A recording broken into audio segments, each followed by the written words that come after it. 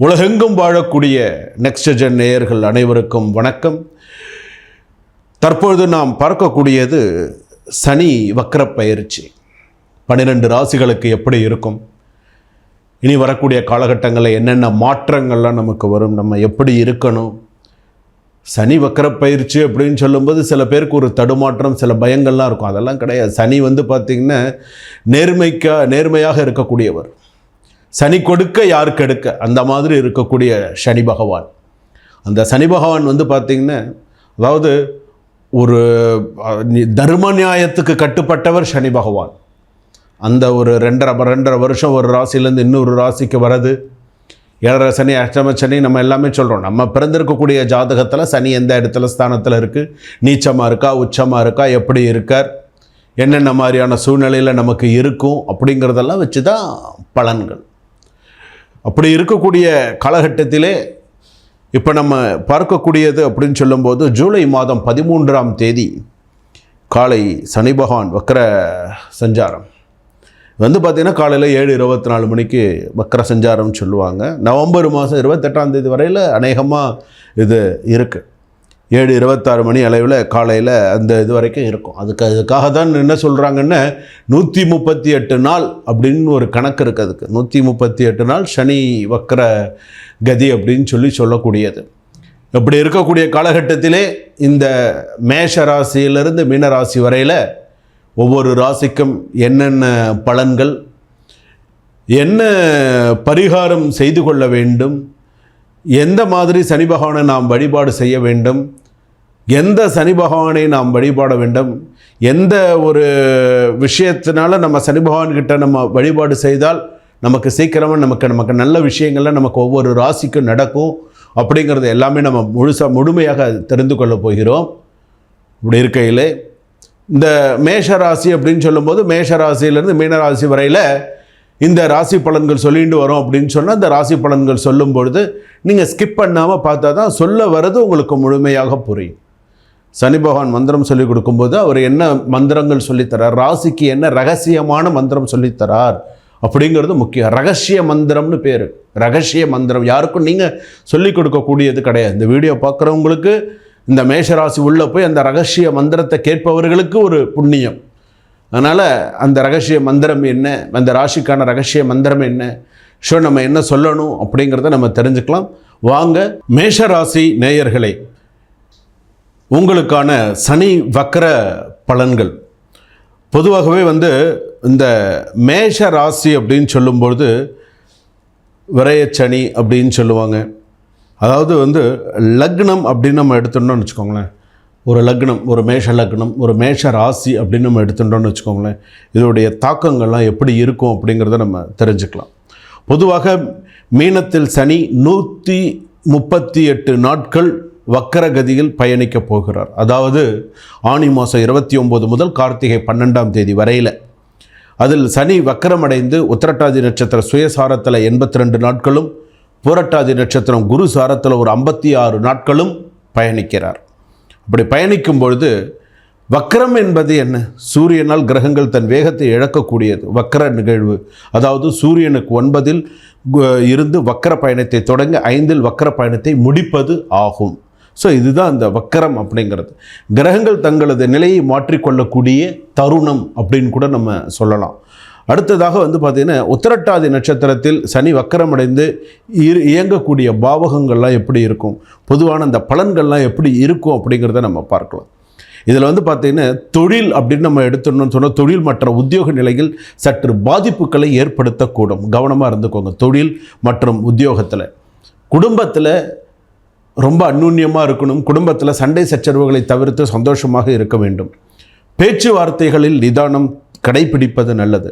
கடன் சார்ந்த விஷயங்களில் அகலக்கால் வைக்காமல் இருப்பது நல்லது.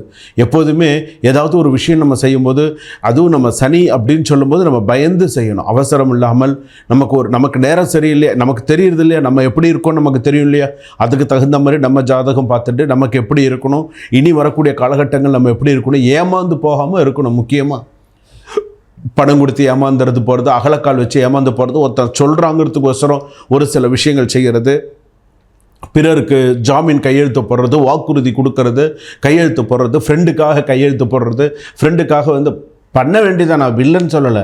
அவங்களுடைய கெட்ட நேரம் உங்களையும் சேர்த்து பாதிச்சதுன்னு அவங்க பணம் வாங்கிட்டு போயிடுறாங்க. இப்போ எத்தனையோ நண்பர்கள் கொடுத்த பணத்தை திரும்ப வாங்க முடியாமல் எத்தனை பேர் இன்றைக்கி சிரமப்படுறாங்க. நண்பர்கள்கிட்ட ஒன்றுமே எழுதி வாங்காமலாம் கொடுத்து எத்தனை பேர் சிரமப்படுறாங்க. அது மாதிரி இந்த பிறருக்கு ஜாமீன் போடுவதெல்லாம் தவிர்த்து கொள்வது நல்லது. உடல் ஆரோக்கியத்தில் வந்து பார்த்திங்கன்னா மந்த நிலை தரும். ரொம்ப சிரமமான சில சூழ்நிலைகள் இருக்கும். சில பேர் திருப்பணத்திற்காக காத்திருப்பவர்களுக்கு இக்காலகட்டம் வந்து பார்த்திங்கன்னா சில நல்ல வரன்கள் அமையக்கூடிய சூழ்நிலைகள் அமையும். சிலருக்கு சிறு சிறு மருத்துவ செலவுகள் கூடும். மருத்துவ செலவுகள் அப்படின்னு சொல்லி இருதய சம்பந்தப்பட்ட சில பெண்களுக்கு வந்து பார்த்திங்கன்னா இருதய சம்பந்தப்பட்ட ரண சிகிச்சை எல்லாம் கூட வரத்துக்கான வாய்ப்புகள் உண்டு. கணவன் மனைவி இடையே சிறு சிறு கருத்து மோதல்கள், சின்ன சின்ன மிஸ் அண்டர்ஸ்டாண்டிங்ஸ் இதெல்லாம் இருக்க தான் இருக்கும். ஒன்றும் சில விஷயங்களில் பண்ண முடியாது. சிலருக்கு குடும்ப உறவுகளிலிருந்து விலகி இருக்கக்கூடிய சூழ்நிலைகளும் சில பேருக்கு வரும். இவங்ககிட்ட இருக்கிறது கொஞ்சம் விலகி இருந்தால் நல்லது அப்படிங்கிற மாதிரி சில பேர் முடிவெடுத்து இருக்கக்கூடியவர்கள்லாம் இருப்பாங்க. இக்காலகட்டம் நிச்சயம் சில பேருக்கு அலைச்சலுடன் இருக்கும். சில பேருக்கு வந்து பார்த்திங்கன்னா ஆதாயம் தரக்கூடியதாக கூட இருக்காது. அலைச்சல் அதிகமாக இருக்கும், பிரச்சனைகள் அதிகமாக இருக்கும், என்ன செய்கிறோன்னே தெரியாது. அந்த அளவுக்கு சில பிரச்சனைகள்லாம் சில விஷயங்கள்லாம் இருக்கும். கவனமாக இருக்கணும். தந்தை அல்லது தாயாருக்கு உடல் ரீதியான பாதிப்புகள் தரக்கூடிய காலகட்டம் இது அப்படின்னு கூட சொல்லலாம். சிறு சிறு குழந்தைகள் கூட வந்து பார்த்திங்கன்னா கவனத்துடன் பாதுகாக்கக்கூடிய காலகட்டமாகும். இப்போ கூட நம்ம ரீசெண்டாக சில விஷயங்கள் நம்ம எதிர்பார்த்தோம். சில விஷயங்கள் நம்ம பார்த்தோம். விபத்து இதெல்லாம் கூட நம்ம பார்த்தோம். குழந்தைகள்லாம் எந்த அளவுக்கு சில இதெல்லாம் இருந்தது அப்படிங்கிறது. ஸோ நம்ம கொஞ்சம் கவனமாக பார்த்து கொள்ள வேண்டும். அடுத்ததாக வந்து பார்த்திங்கன்னா புத்திரர்களால் மன கஷ்டங்கள் தரக்கூடியதாக இருக்கும். எதிர்பாராத திடீர் விரய செலவுகள் தரக்கூடியதாக இருக்கும். வரவுக்கேற்ற செலவு இருக்கும். சான் ஏறினா முளைஞ்சிருக்கும். 10 ரூபா சம்பாரித்தா 20 ரூபா செலவு வரும். காசை சேர்த்து வைக்கணும்னாலே நமக்கு கஷ்டமாக தான் இருக்கும். சில பேருக்கு வந்து பார்த்திங்கன்னா திருமண வரன் பேசி வச்சுருந்தீங்க, கை நினைக்க போகிறீங்க அப்படின்னு சொன்னால் அது நல்லபடியாக முடியறதுக்கான வாய்ப்புகள் உண்டு. சில பேர் அந்நிய நாட்டிலிருந்து வெளிநாட்டிலிருந்து தாய்நாட்டுக்கு திரும்பக்கூடிய, இந்தியாவுக்கு திரும்பக்கூடிய சில சூழ்நிலைகள்லாம் வரக்கூடிய சூழ்நிலைகள் மேஷராசிக்கு உண்டு. கல்வியில் தடைப்பட சில பேருக்கு வாய்ப்புகள் உண்டு. படிப்பு படிச்சுட்டு இருக்காங்கன்னு சொன்னால் படிப்பில் சில பேருக்கு தடங்கள் வரதுக்கு வாய்ப்பு உண்டு. காதலில் சில பேருக்கு தடங்கள் வரதுக்கான வாய்ப்புகள் உண்டு. எச்சரிக்கையாக செயல்படுவது நல்லது. வாகனங்களின் நெடுந்தூர பயணங்கள், ரொம்ப தூரம் போகிறீங்க அப்படின்னு சொன்னால் வெகு கவனமாக போயிட்டு வர வேண்டும். அதே போல் இந்த ராசியில் இருந்திருப்பவர்களுக்கு வந்து பார்த்திங்கன்னா சில பேருக்கு வந்து பார்த்திங்கன்னா கோச்சார ரீதியாக இக்காலகட்டத்தில் சில நல்ல விஷயங்களை நம்ம பார்க்கலாம். ஆனால் சில விஷயங்களை நம்ம கவனமாகத்தான் இருக்க வேண்டும். நம்ம என்ன செய்கிறோம், எப்படி பண்ணுறோம் அப்படிங்கிறதுல நம்ம சில விஷயங்களை கவனமாகத்தான் இருக்க வேண்டும். ஒன்று. அடுத்ததாக வந்து பார்த்திங்கன்னா சரி இந்த மாதிரிலாம் இருக்குது, எனக்கு என்ன மாதிரியான பரிகாரங்கள் நான் செய்து கொள்ளலாம் அப்படின்னு கேட்டால் நீங்கள் என்ன செய்ய வேண்டியது, திருநள்ளாறு போயிட்டு வரலாம், திருக்கொள்ளிக்காடு போயிட்டு வரலாம். நல்லெண்ணெய் அபிஷேகம் சுவாமிக்கு, சனி பகவானுக்கு நல்லெண்ணெய் சுத்தமான செக்கெண்ணெய் அபிஷேகம் செய்து கருப்பு வஸ்திரம் அல்லது கருநீல வஸ்திரம் சாற்றி வன்னி இலைகளால் சுவாமிக்கு அர்ச்சனை செய்து, எள்ளு உருண்டை கேள்விப்பட்டிருக்கீங்களா? எள்ளு உருண்டைனால் அர்ச்சனை செய்தீங்க அப்படின்னு சொன்னால் சிறப்பாக இருக்கும். இதெல்லாம் நீங்கள் செஞ்சீங்க அப்படின்னு சொன்னால் உங்கள் ராசிக்கே கூடிய சில விஷயங்கள் சிறப்பாக இருக்கும்.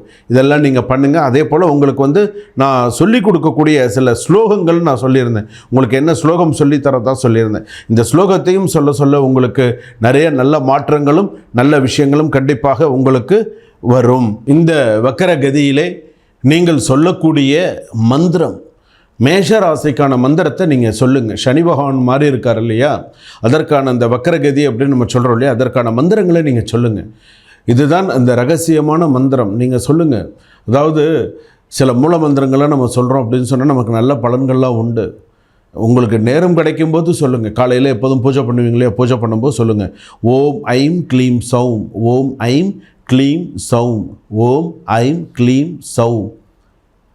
சரிங்களா? இந்த ஸ்லோகத்தை, இந்த மந்திரத்தை சொல்லுங்கள். நீங்கள் சிறப்பாக இருப்பீங்க.